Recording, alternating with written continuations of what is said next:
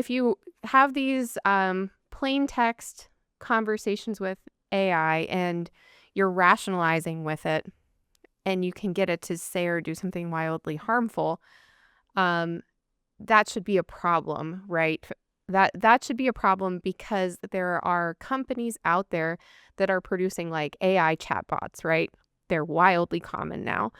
Character AI is a company that's out there that I don't mind skewering because what they're doing I think is not good.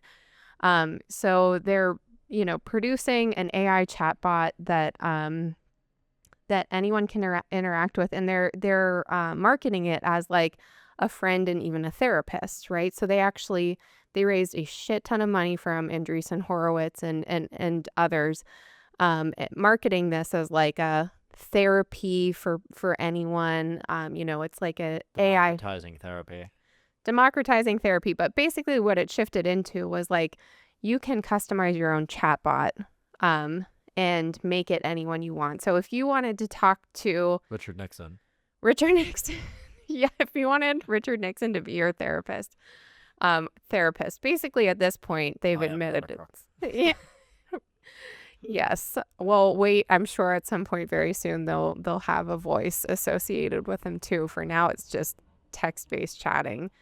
But the problem is, so let's say you have someone who does not, let's say gets lost in it a little bit, gets caught up in the fact that like they're having a very personalized conversation with something that feels like a human, and they're getting so caught up that they go down a path of like something that could be harmful, right, to themselves or to other people.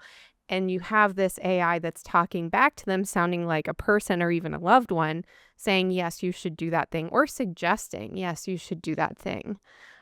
That's where it becomes a huge problem. And there was a case within this past year of a 14-year-old boy who committed suicide, who was chatting with an AI, a character AI chatbot, and had like intense romantic feelings, and the chatbot essentially encouraged him to commit suicide.